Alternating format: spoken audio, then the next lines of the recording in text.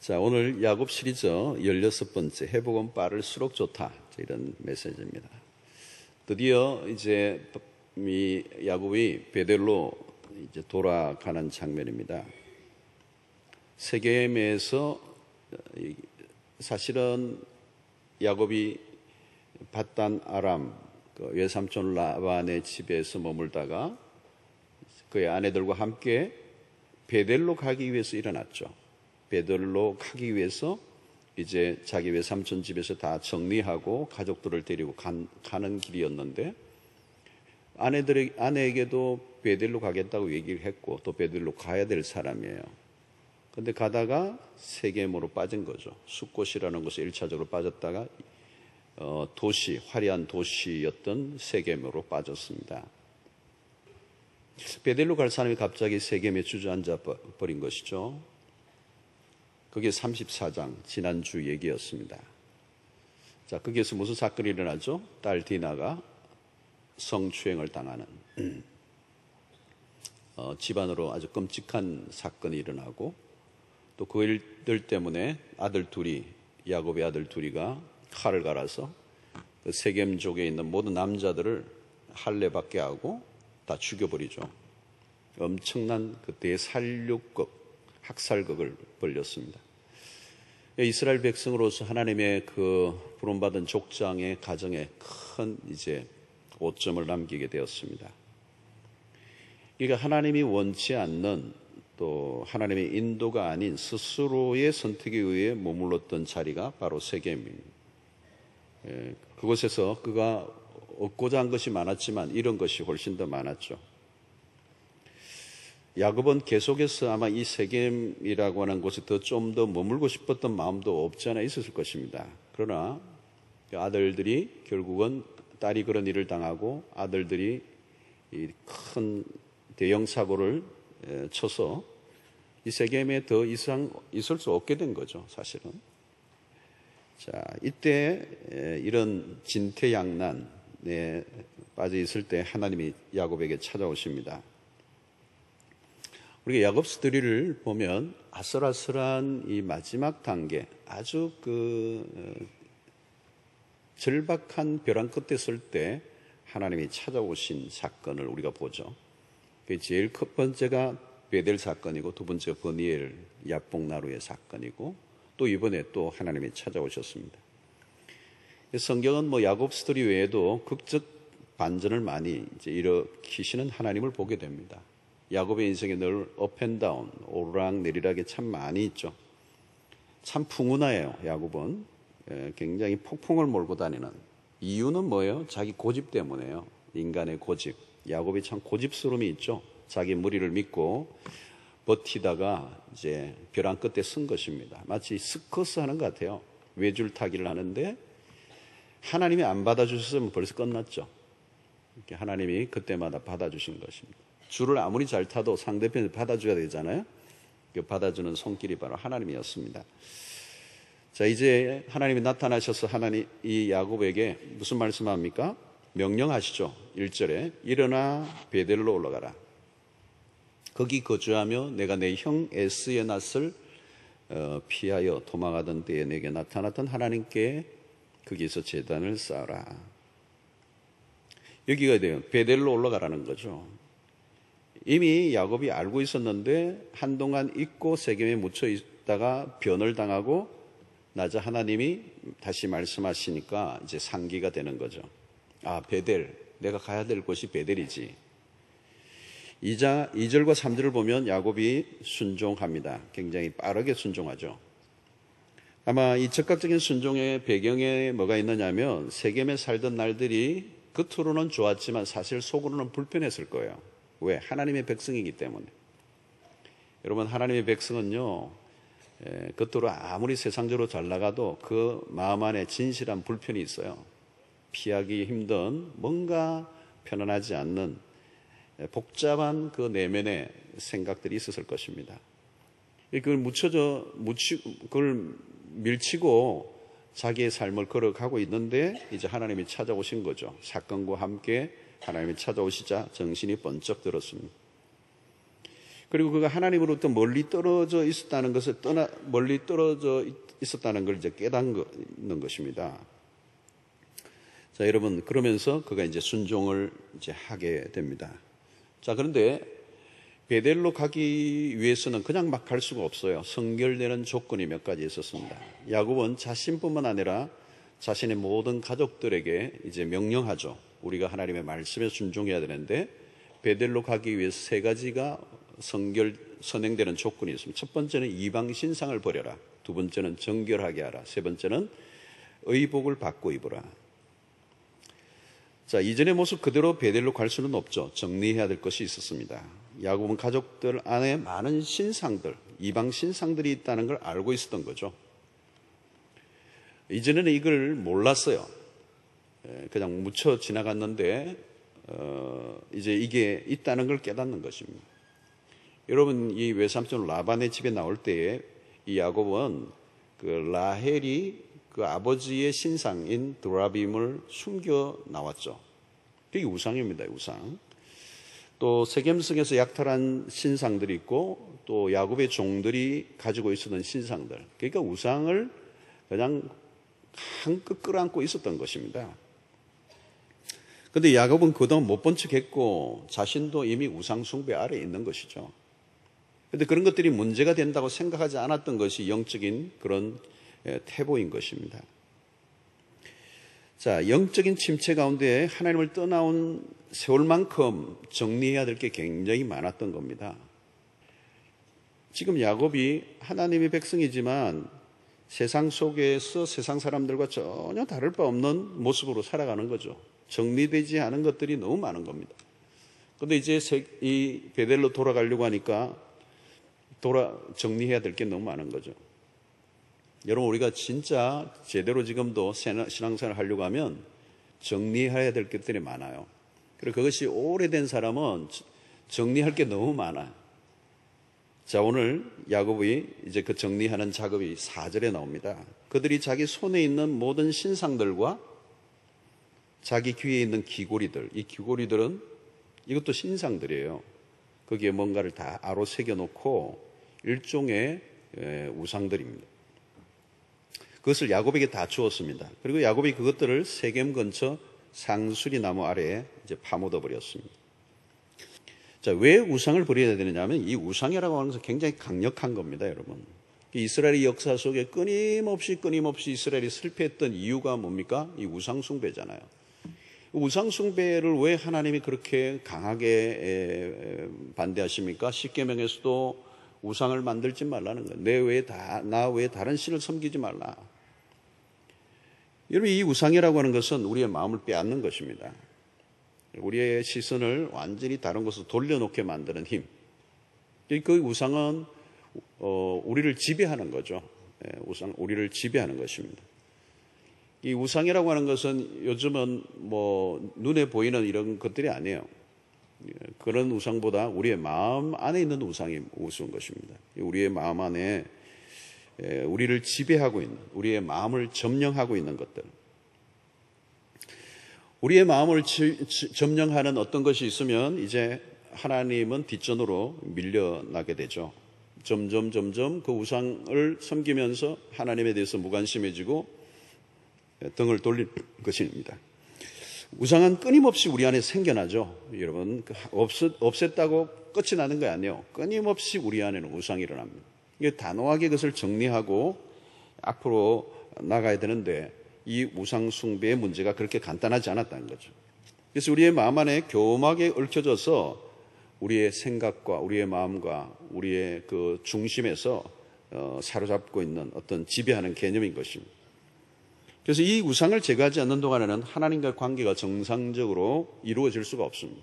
그래서 오늘 이 야곱은 가장 먼저 그 가족들에게 이방 신상을 제거하라 그랬어요. 두 번째는 정결하게 하라고 그랬죠.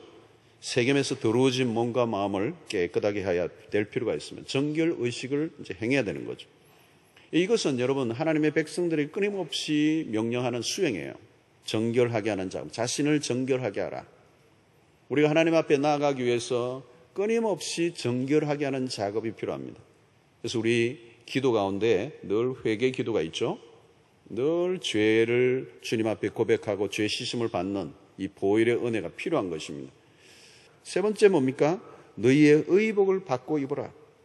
이 의복을 받고 입는다는 말 역시 우리가 회개를 통한 새로운 출발을 의미하는 것입니다. 세겜에서 피로 들어오진 옷을 이제 벗어야 되죠. 세상에서 찌들어져 있는 이 옷을 벗는 거죠. 그래서 로마서 같은 데는 그리스도로 옷 입어라. 우리가 우리의 옷을 입고는 안 되는 거예요. 하나님이 우리에게 주신 의의 옷, 그리스도로 옷 입는 그 일들이 일어나야 된다는 거죠. 그래서 영적 회복을 위해 이 묵은 것들을 과감하게 이제 정리하는 시간을 가져야 된다는 것입니다. 이전에 익숙하게 붙들고 있는 것들, 이제 더 이상 야곱이 세겜의 미련을 가질 수 있는 처지가 아니에요. 그 세겜의 참상을 충분히 경험했기 때문에 이제 이전의 삶으로 충분해요. 이제 시간을 끌 수가 없고 세겜에서 정착했던 순간은 두 번 다시 생각하고 싶지 않았을 것입니다. 그래서 이방 신상을 버리고 자신을 정결하게 하고 그리고 의복을 받고 입는 일들을 통하여 이제 베델로 돌아가고자 하고 있습니다. 자, 왜 베델로 돌아가야 되죠? 베델이라고 한 것은 어떤 곳입니까? 야곱이 형 에스의 낯을 피하여 도망하던 그곳, 돌베개를 베고 외로움 속에서 정말 두려움에 빠져 앞이 캄캄한 그 순간에, 그 잠을 자는 순간에 하나님이 나타나셨어요. 베델에서 야곱은 처음 하나님을 만난 거죠. 이 죄인이 하나님의 은총을 입은 곳입니다. 절망 가운데 있던 야곱에게 소망의 문이 활짝 열린 곳입니다. 그래서 사닥다리 환상이었죠. 이 사닥다리가 땅에서부터 하늘까지 닿아 있는 거예요. 이 사실 이것은 예수 그리스도의 복음적 메시지예요. 땅과 하늘이 닿아 있다는 것, 닿게 하는 게 뭐예요? 그리스도예요, 그리스도. 그리스도의 십자가가 땅과 하늘을 닿게 하는 구원의 문이란 말이죠. 하늘 문이 열린 것입니다. 그래서 야곱의 삶에 있어서 새로운 출발지이면서 그곳에서 그는 헌신을 다짐하는 역사적인 장소예요. 무엇보다도 이 베델에서 하나님은 야곱에게 찾아오셔서 축복을 약속하시죠. 28장으로 가보면 하나님께서 야곱에게 너가 누운 그 땅을 너와 너의 자손들에게 주겠다. 야곱이 절망 속에 누워있던 그곳을 하나님이 그와 그의 자손들에게 주겠다고 말씀하시는 거죠. 이 공간적인 어떤 축복을 말씀하고 있는 거죠. 그래서 하나님은 이 베델에서 약속하셨고 그 약속을 지키셨어요. 아슬아슬한 야곱의 인생의 순간순간들이 많았지만 하나님은 야곱에게 약속하신 분이기 때문에 반드시 이 베델로 돌아오도록 내가 해주겠다는 그 약속을 지켜내시는 거예요. 그 기간이 길어진 것은 야곱의 고집 때문에. 근데 중요한 것은 이 베델로 돌아오게 하신 것입니다. 그리고 이제 돌아오고 다음에 야곱은 그 사실을 알게 된 거죠. 하나님의 약속을 돌아보면서 그 약속이 자신의 생애 속에 신실하게 이루어졌다는 것을 깨닫고 모든 것은 하나님의 손길이라는 것을 알게 된 것입니다. 여러분 3절을 보면 우리가 일어나 베델로 올라가자. 자, 야곱이 무슨 얘기를 하죠? 내 환난 날에 내게 응답하시며 우리가 일어나 베델로 올라가자. 야곱이 이제 깨닫는 거죠. 정신이 번쩍 들었어요. 자기는 그냥 들레들레 자기가 가고 싶은 대로 가냈는데 그의 인생의 길에서 하나님은 늘 함께 계셨던 거죠. 그리고 마침내 그 하나님을 이제야 야곱이 기억해내는 것입니다. 여러분 은혜가 뭔지 아세요? 기억이에요. 기억하는 거예요. 이전에 베풀어 주셨던 은혜를 리마인드하게 해주는 것이죠. 하나님과 하나님의 행하신 것을 기억해내게 하는 것, 그게 은혜예요. 오늘 야곱의 인생은 그의 재주와 능력이 아니라 베델의 하나님이에요. 베델의 하나님. 야곱의 인생을 베델의 하나님이 아니고는 설명할 수 없는 거죠. 베델에 나타나셨던 그 하나님, 약속하셨던 그 하나님이 신실하게 그와 함께 하시고 다시 베델로 돌아오게 하셨어요. 우리가 잘 알지만 야곱은 굉장히 변화무쌍한 사람이에요. 변덕이 죽을 듯 하는 사람이에요. 굉장히 변덕이 많고 변화무쌍한 사람입니다. 그러나 우리는 야곱의 하나님은 어떤 분이시죠? 변함이 없으신 하나님, 신실하신 하나님, 믿으신 하나님, 그 변함없는 하나님 때문에 존재하는 거죠. 여러분, 오늘도 마찬가지입니다. 우리는 늘 우리의 신앙이 왔다리 갔다리, 비 올 때 바뀌고 뭐 이렇고 저렇고 얼마나 많이 바뀌어요. 어떤 데는 불이었다가, 어떤 데는 물이었다가, 어떤 데는 하늘까지 갔다가, 어느 날은 지옥 밑바닥에서 헤매기도 하고. 우리는 늘 변화가 많지만 하나님은 변함이 없으신 분이죠. 변함 없으신 그 하나님의 그 성품 위에 우리의 삶이 올려져 있는 거예요. 할렐루야. 이게 축복인 것이죠, 여러분. 야곱은 이제 그걸 알았어요. 내 환난 날에 내게 응답하시며 내가 가는 길에서 나와 함께 하신 하나님, 그 하나님을 찬양하고 있는 것입니다. 자, 야곱의 영적 회복 이후에 하나님이 야곱을 어떻게 다루시죠? 베델로 올라가자마자 하나님은 그를 기다리고 계세요. 오랫동안 야곱을 기다리신 거죠. 여러분, 성경에서 하나님은 언제나 당신의 백성들을 애타게 기다리시는 아버지, 기다리고 계시는 아버지의 모습으로 많이 비추어지고 있습니다. 오늘 9절을 보면 야곱이 밧단 아람에서 돌아오매, 이제 돌아왔어요. 하나님이 다시 야곱에게 나타나십니다. 그리고 그에게 복을 주시고, 하나님이 기다리셨습니다. 돌아오기를. 그리고 돌아오자마자 그에게 복을 말씀하십니다. 이어 10절을 보면 하나님이 그에게 이르시되 내 이름이 야곱이지만은 내 이름을 다시는 야곱이라 부르지 않겠고 이스라엘이 내 이름이 되리라. 이미 창세기 32장에서 하나님이 말씀하셨어요. 그런데 이스라엘이라고 이름을 지어주셨지만 이스라엘답게 살지 못했어요. 이제 다시 베델로 돌아오자 그 이름을 다시 상기시켜줘요. 너가 야곱이지만은 내 이름을 다시는 야곱이라 부르지 않겠다. 이스라엘이 내 이름이 될 것이다. 본격적으로 이제 야곱이 이스라엘이 되는 회복의 말씀을, 회복을 선포하고 계시는 거죠. 야곱도 이제는 더 이상 야곱으로 살 수가 없었어요. 뒤로 물러 살 수가 없어. 그냥 세월만 보내고 나이 만든 야곱이 아니라 변화된 이스라엘이 되어야 했습니다. 더 이상 머리를 굴리며 장기로만 살아갈 수 없는 야곱이었던 거죠. 그래서 11절 12절에 보니까 하나님이 그에게 이르시되 나는 전능한 하나님이라. 생육하며 번성하라.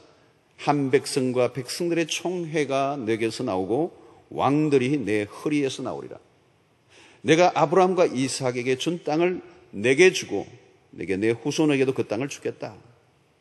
하나님의 축복들이 쏟아지죠. 야곱과 같은 인생에게 베푸신 과분한 은혜요. 야곱의 연약한 모습에 비해 하나님은 너무도 관대하신 분입니다. 여러분, 우리가 완전할 수는 없지만 돌이키기만 하면 하나님은 굉장히 빠르게 반응하십니다. 하나님은 오늘도 우리의 영적인 회복을 기다리세요. 우리가 한눈 팔고 우리의 시선을 세상에 돌렸던 그 시선을 하나님께로 돌이키면 하나님은 즉각적으로 반응하시고 우리의 삶의 회복을 일으켜 주실 줄로 믿습니다. 세겜에서 베델까지의 거리는 30마일이에요. 30마일. 48km 정도 되는. 요즘 자동차를 가진다면 뭐 그냥 한순간에 달려갈 수 있는 거리예요. 그런데 이 30마일, 이 세겜에 머물러 있었던 세겜에서 베델까지가 30마일인데 몇 년 걸렸어요? 10년이 걸렸어요. 10년. 방황이 길었던 거죠. 그리고 그 10년의 세월 안에서 굉장히 많은 변화가 일어나는 거죠. 영적으로 깊은 침체를 맛보며 세속화에 휩쓸려 가면서 결국 자녀들의 삶을 보면 굉장히 비참해진 거잖아요. 야곱도 굉장히 큰 고통을 당한 거예요. 큰 고통을 당한 거예요. 이런 10년이면 강산이 변한다고 그러잖아요. 이 30마일 정도의 거리, 이 48km 정도밖에 안 되는 이 거리를 그냥 스트레이트로 그냥 막바로 직진했으면 아무 일도 없었을 거예요. 너무도 놀라운 영적인 클라이막스로 갈 수 있었는데 10년의 세월이 걸렸는데 이 10년 안에 세속화가 되고 야곱이 망가지고 가정이 망가지고 못 볼 것을 보게 되는 거예요. 이제 여러분 이 창세기 35장은 야곱 인생의 후반부예요. 후반부. 인생의 황혼기예요. 이제 어린 나이도 아니에요. 더 이상 객기 부릴 그런 이제 시간도 없어요.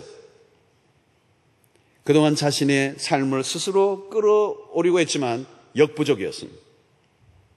하나님의 축복 없이 내 자신의 육신의 힘으로 내가 살아갈 수 없다는 것을 이제야 깨달은 거예요. 참 철이 늦게 들은 거예요. 영적으로 너무 늦게 깨달은 거예요. 빨리 조금이라도 더 항복하고 뵙기를 들었다면 이런 험악한 인생을 살지 않았을 거예요. 이제 그는 깨달았죠. 이런만 이스라엘이 아니라 그렇게 변화된 삶을 이제 사는 변화가 일어났습니다.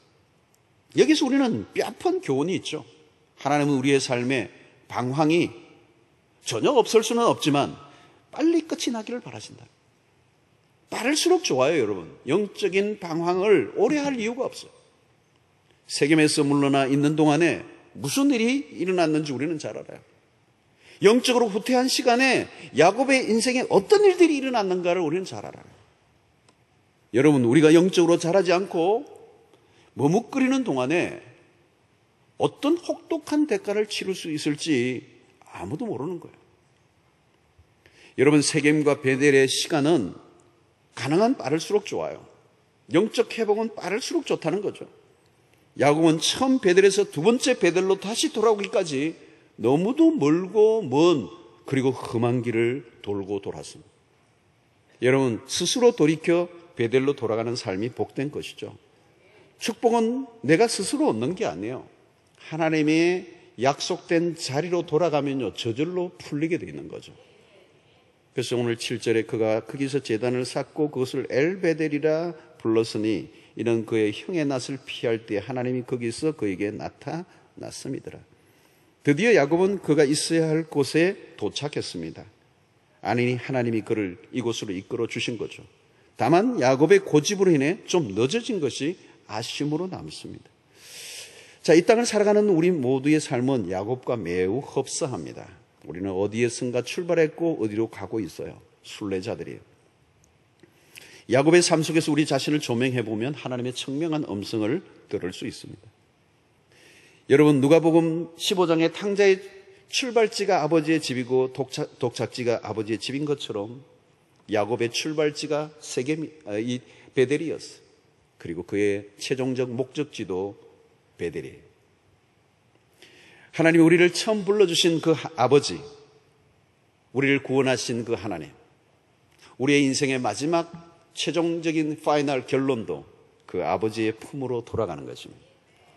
오늘 이 베델에서 출발했던 출발지, 다시 베델로 돌아가는 이 여정 속에 곁길로 빠져서 어려움을 겪었던 야곱이지만 하나님은 다시 돌이켜 베델로 오게 하고야 말았습니다. 아마 하나님께서 우리 모두를 하나님의 사람으로 불러주셨다면 틀림없이 내 안에는 하나님의 약속이 들어있는 거예요. 내 삶 전체에 하나님의 언약이 있는 거예요. 그래서 우리가 아무리 버티고 고집을 피워도 하나님께서는 당신의 약속을 지키시기 위해서 우리를 마지막 영원한 본향에까지 이끌어 주실 줄로 믿습니다. 영적 후퇴를 하지 말고 순순히 하나님의 고집 앞에 내가 순종할 때 우리의 삶을 하나님이 복되게 인도해 주시리라고 믿습니다. 나를 부르시고 인도하시는 하나님께 시선을 고정하며 이 순례의 여정에서 이 세상에 우리의 시선을 빼앗기지 않고 우리의 영원한 본향 천국을 향하여 믿음으로 매일매일 순종하며 하나님 앞에 나아가는 여러분들 되시길 주의 이름으로 축원합니다.